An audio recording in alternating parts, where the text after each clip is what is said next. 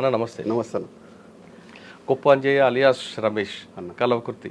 కలవకుర్తి పాన్గల్లు అన్ని ప్రాంతాలు తిరిగారు. అన్న మీరు అడవులకు వెళ్ళేసరికి అంటే ఉమ్మడి మహబూబ్నగర్ జిల్లాలో అన్న. నల్లమల్ల ప్రాంతం అనేది మావోయిస్ట్ పార్టీకి పెట్టని కోట అది. అవును. ఎక్కడ శ్రీకాకుళం స్టార్ట్ అయిన తర్వాత ఉత్తర తెలంగాణ తర్వాత మా మహబూబ్నగర్లో నల్లమల్లే దానికి ప్రాణం మావోయిస్ట్ పార్టీకి. చెంచుల కోసం మావోయిస్ట్ పార్టీ అక్కడ వెళ్ళడం, అక్కడ భూస్వాముల పట్ల వాళ్ళు ఏ విధంగా ఉండేవారు వాళ్ళకి కౌన్సిలింగ్ చేయడం కార్యక్రమాలు చేస్తున్న టైంలో మీరు అడవి వైపు వెళ్ళడానికి ప్రధాన కారణం ఏంటంటే మీరు పెరిగిన గ్రామంలో పరిస్థితులు ఎలాగుండేవి, అటువైపు ఎందుకు చూడాల్సి వచ్చింది, వెళ్ళిన తర్వాత మీరు చేసిన కార్యక్రమాలు ఏంటి, దాంతోపాటు సాధారణంగా మాజీ నక్సలైట్లు అందరూ కూడా బయటకు వచ్చిన తర్వాత ఏదో సెటిల్మెంట్ చేసుకుంటూ ఉంటుంటే మీరు మాత్రం ఎటువంటి సెటిల్మెంట్ జోలికి పోకుండా సాధారణ జీవుడు గడపడం వెనక ఉద్దేశం ఏంటి చెప్పండి. అన్న అజిలాపూర్ గ్రామం. అజిలాపూర్ అంటే ఒకప్పుడు నక్సలైట్లకు పార్టీకి అంటే రాష్ట్రంలోనే అజిలాపూర్ అనేది ఒక హైలైట్. అజిలాపూర్ అనేది ఒక నక్సలైట్ల గ్రామం. అది మాది వెల్లండ మండలం అజిలాపూర్ గ్రామం.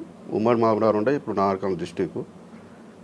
అప్పుడు ఏంటంటే 1990లో గోపాల్ రెడ్డి అనేది కమాండర్ ఉండే మాకు. ఆ గోపాల్ రెడ్డి అంటే ఆయనను మా ఇంటికి మా నాయన తోలుకొని వచ్చేది. మా ఇంట్లోనే తినేది, మా ఇంట్లోనే వండేది. తర్వాత క్రమంలో ఏమైంది, మా నాయనను అరెస్ట్ చేసిరు పోలీసు వాళ్ళు. అరెస్ట్ జైలు కంపారు. తర్వాత ఏమైంది, మా అన్న, మా పెద్దన్న, మా నడిపన్న, అక్కడున్న సల్వాజ్ శంకర్ అంటే ఆయన, సల్వాజ్ అదాము, జబిలా, సారూర్ నరసింహ వీళ్ళందరూ కూడా ఈయన కలిసేది. కలిసిన క్రమంలో గోపాల్ రెడ్డి 1996, 92లో ఆయన ఫస్ట్ అది సొక్కనపల్లి కాడ కృష్ణారెడ్డి బాయ్ కాడ ఉంటే ఆయన ఎన్కౌంటర్ అయ్యాడు. వాళ్ళు ఎన్కౌంటర్ అయినాక వీళ్ళందరూ కూడా అరెస్ట్ చేసిరు.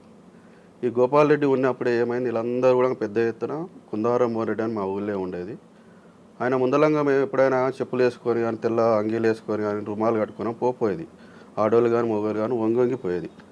ఆ ప్రభావంతో ఎప్పుడైతే మా ఊరికి నక్సలైట్లు వచ్చిరో ఆ గోపాల్ రెడ్డి రావడం, ఆ 900 ఎకరాల ల్యాండ్ పెద్ద ఎత్తున భూస్వాములకు వ్యతిరేకంగా పోరాటం చేయడం, అజిలాపూరు, ఇరువేను, జిరాంకంపల్లె, బైరాపూర్ ఇవన్నీ ఊళ్ళ ప్రజలు మొత్తం వందలాది మందిని వీళ్ళందరినీ కదిలేయడం మూలంగా అశోక్ డిప్యూటీ కమాండర్ ఉండే గోపాల్ రెడ్డి కమాండర్ ఉండే ఫస్ట్ కమాండర్. ఆయన పోయినాక గోపాల్ రెడ్డి చనిపోయినాక అశోక్ కమాండర్ వచ్చిండు. ఇప్పుడున్న నా ఎత్తం జనార్దను డిప్యూటీ కమాండర్ వచ్చి. గోపాల్ రెడ్డి అని చెప్తున్నారు మీరే అన్న. ఆయన అగ్రవర్ణాలకు సంబంధించిన వ్యక్తి. ఆ పటేల్ అయ్యి ఉండి పేద ప్రజల కోసం ఆ విధంగా కృషి చేయడం వెనక ఉద్దేశం ఏంటి అన్న? అప్పుడు రెడ్డీసులు మంచి మేధావులు వచ్చారు. సాకమూరు అప్పారావు కావచ్చు, పటేల్ సుధాకర్ రెడ్డి కావచ్చు, ఈయన గోపాల్ రెడ్డి కావచ్చు. ఆ స్వభావం అనేది రెడ్డి స్వభావం అనేది ఎక్కడ కూడా కనిపించదు. వాళ్ళతో ప్రజలతో మమోక్యం కావాలి, ప్రజల మొత్తం చైతన్యవంతం చేయాలి.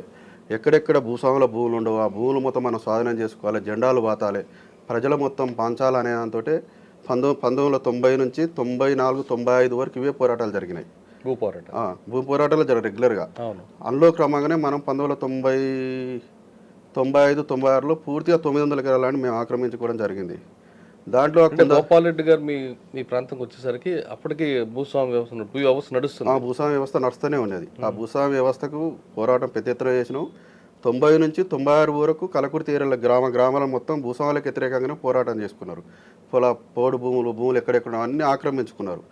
అందులో భాగంగానే మన అజిలాపూర్లో 900 ఎకరాలని కుందారం మోహన్ రెడ్డిది మొత్తం కూడా మేము 1990 నుంచి 96 వరకు మా నాయనలు కానీ కొడుకులు కానీ అందరం కానీ మొత్తం జెండాలు పాతి అది ఆక్రమించుకోవడం జరిగింది. పార్టీ వచ్చింది. అప్పటికే కొంతమంది పార్టీలో పోయారు. ఫస్ట్ పార్టీలో పోయింది ఒక్కనే. అయితే అప్పటికే ఏమైందనంటే కుందారం మోహన్ రెడ్డి ఏం చేసిన ఊళ్ళో అంటే మింట్రీని దించిండు. మింట్రీని 3 నెలలు మింట్రీని దించుడు, 100 మందిని మింట్రీని, 2 లేడీసు, మిగతా వాళ్ళు మొత్తం మింట్రీ పోలీస్ టెంకలు పెట్టుకొని వచ్చేది. వాళ్ళు ఏం చేసిర్రు, 3 నెలల వరకు క్యాంప్ వేసిర్రు.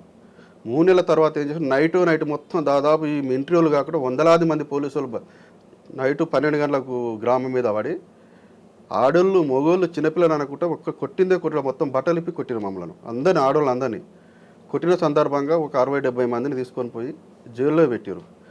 జైల్లో పెట్టినాక మళ్ళీ బయటకు బెయిల్ మీద వచ్చినప్పుడు చర్మసారు, ఏపీసీఎల్స్, పరవాకుల నేత పురుషోత్తమన్న వీళ్ళందరూ ఉండి పెద్ద ఎత్తున పోరాటం చేసి అందరిని బయటికి తీసారు. ఆ క్రమంలో మా మీద నిర్బంధం ఎక్కువ పెరిగింది.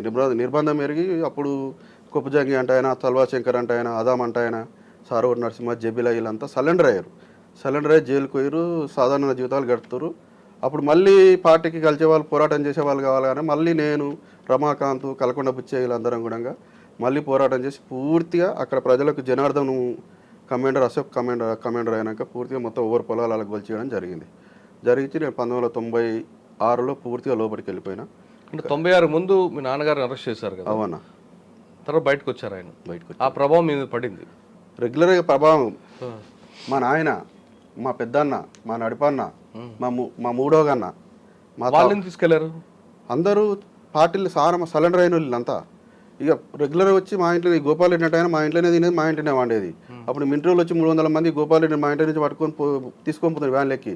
మొత్తం ఊరాన మంది కొడవాళ్ళు, కత్తులు, గుడ్డాలు మొత్తం వాళ్ళ వ్యాన్లకు అడ్డం వేసి మొత్తం మొద్దులేసి మొత్తం ఆయన ఇడిపించుకున్నదాకా తీయలే వాళ్ళు. ఆయన వదిలిపెట్టిపోయినాకనే వదిలేసారు పోలీసు వాళ్ళను. ఆ క్రమంలో ఏమైందంటే వీళ్ళ ప్రభావం మొత్తం మా అన్నల ప్రభావం, మా నాయన ప్రభావం, మా ప్రభావం, మా ఊళ్ళో కొంతమంది ఈ శంకరు, యాదాము, బుచ్చయ్య వీళ్ళందరూ వాళ్ళ రెగ్యులర్గా పార్టీని తోలుకు రావడం. నెలకు ఒక 3-4 సార్లు వచ్చి మా ఊళ్ళోనే ఉండేది పార్టీ. ఆ ప్రభావంతో మనం కూడా బాగా మూమెంట్ అక్కడ చేసిన. చిన్నపిల్లనప్పుడే నేను 15 సంవత్సరాలు అప్పుడే మూమెంట్ అక్కడ చేసిన. నేను 15 సంవత్సరాల నా మీద అప్పటికే షూటింగ్ ఆర్డర్ వచ్చింది. 2 సార్లు ఫైర్ చేసి ఊళ్ళోనే పోలీసులు నా మీద తప్పించుకొని పోయినా. తర్వాత ఊళ్ళో ఉంటే చిన్నపిల్లవాడని తీసుకుపోయినాను పాటల. ఇంకా నువ్వు చిన్నపిల్లవాడు అయినప్పుడు ఫైర్ చేసి నువ్వు చంపుతారనేతో తర్వాత నన్ను తీసుకున్నారు. 96లో పూర్తిగా 96లో పూర్తిగా పార్టీ గ్రామరక్షక కలకుర్తి గ్రామరక్షక దళ కమాండర్గా పెట్టిందని. అప్పుడు 96లో మొత్తం సంఘాలు, ఊరుల్లో రైతు కూలి సంఘాలు, రాడికల్ విజన సంఘాలు ఉంటాయి. ఈ సంఘాలలో ఏం చేస్తారన్న అంటే అందరినీ మెలకల హుషారున్న వాళ్ళు అందరినీ చేసి ఏం చేస్తారు, దాని గ్రామరక్షక దళాలు పెడతారు. దళాలు పెట్టి వాళ్ళకు 2 తుపాకులు 3 తుపాకులు ఇచ్చి అన్ని గ్రామాలు కవరాపు చేస్తట్టు తిప్పుతారు. అందులో భాగంగా నన్ను కూడా గ్రామరక్షక దళాలు పెట్టి ఒక 3-4 గ్రామాలు నాకు అప్పగించడం జరిగింది. జరిగినాక అప్పటికి దళ కమాండర్ అశోక్ వచ్చిండు, సీనాన్న చనిపోయిండు. ఫైరింగ్ ఎవరు నేర్పారు? ఫైరింగ్ జనరల్గా సరికొండ అడవిలో ట్రైనింగ్ చేసుకునేది, గోకారం అడవిలో ట్రైనింగ్ చేసుకునేది, జూపల్లి గుట్టలలో. ఈ గుట్టలలో 15 రోజులు 20 రోజులు మేము మిలిటెంట్గా ఉన్నప్పుడే మాకు ఫైరింగ్ ఇచ్చేది, మాకు ఫైరింగ్ నేర్పించేది. అప్పటికే పైన దళవలో పోకముందే ఫైరింగ్ నేర్చుకునేది. ఓసారి నల్లమల్ల కూడా తరలించేది మమ్మల్ని, 10 మందిని 12 మందిని తరలించేది. అక్కడ కూడా ట్రైనింగ్ 15 రోజులు. ట్రైనింగ్ అంటే ఏ విధంగా ఇస్తారండి? ట్రైనింగ్ అంటే పోలీసు వాళ్ళకి మిలిటరీ ట్రైనింగ్ ఏది ఉంటుందో అదే ట్రైనింగ్ ఇస్తారు మనకు. సేమ్ వాళ్ళకి మనకు తేడా ఏముండదు. ఫైరింగ్ చేపిస్తారు అన్నిటి. మిలిటరీకి మనకు తేడా అనేది ఏముండదు. సేమ్ ట్రైనింగ్ ఉంటుంది, సేమ్ ఉంటుంది అంతే. ఆ నుంచి మనం 1996లో మరలా ఫుల్ టైమర్గా తీసుకున్నాడు జనార్దన్ అశోక్ వచ్చి కమాండర్. అందులో భాగంగా మనం ఏం చేసినాం, 1996 నుంచి 97 వరకు కలకుర్తి దళంలో తిరిగినాను. తిరిగిన క్రమంలో మేము సరికొండలో దీపావళికి పెద్ద మీటింగ్ పెట్టినాం 1997లో. పెట్టి అట్నే ఆ గుట్టలల్లో ఏరియా మిలిటెంట్స్ అందరినీ కూడా మీటింగ్ పెట్టాలి, క్లాసులు చెప్పాలని అంతా గుట్టలలోకి పోయినాం. 1997లో మనకు గుట్టలలో ఉంటే నేను, జనార్దను, అక్కడ ఉండే అశోకు, మా ఊరి చంద్రమౌళి, రమాకాంత్ ఉంటే 7 గంటలకు ఫైరింగ్ స్టార్ట్ అయింది మా మీద. 7 గంటలకు ఫైరింగ్ స్టార్ట్ అయ్యి 11 గంటల వరకు జరుగుతూనే ఉండేది. మేము ఉండేది 7 మంది, వాళ్ళు వందలాది మంది పోలీసు వాళ్ళు. 11 గంటల వరకు అన్నవంతుడు రౌండ్ ఆఫ్ చేసిరు. అందులో మా కళ్ళ ముందని అక్కడ ఉండే దళ కమాండర్ అశోక్ చనిపోయిండు. మా ఊళ్ళో మా స్నేహితుడు చంద్రమౌళి అంటే చనిపోయిండు మా కళ్ళ ముందే. అక్కడ జనార్దన్ భార్యకు, భాగ్యకు విపరీతమైన దెబ్బలు తాకినాయి. నాకు రమాకాంత్కి ఇద్దరికే దెబ్బలు తాకలేదు. వాళ్ళు తుపాకులు ఆడబెట్టి విపరీతమైన ఫైరింగ్ చేస్తారు. వంటవంతురు తుపాకుల కాడ పోకుండా విపరీతమైన ఫైర్ చేస్తారు. లాస్ట్కి ఒక 20 నిమిషాలకు అర్థం గంట సేపు జనార్దన్ తుపాకి అందుకొని ఫైర్ చేసి కొంచెం తగ్గిరాలు. మేము కొత్తగా అప్పుడే ట్రైనింగ్ కొత్తగా తీసుకున్నాం. 2-3 తూటాలు కొట్టుకుంటే మేము వెళ్ళిపోయినాక తర్వాత మళ్ళీ దళం కట్ అయిపోయింది. మళ్ళీ 6 రోజులకు మళ్ళీ దళం కలిసి అప్పుడు నన్ను కలకుర్తి నుంచి సరళ సార్ పంపించారు.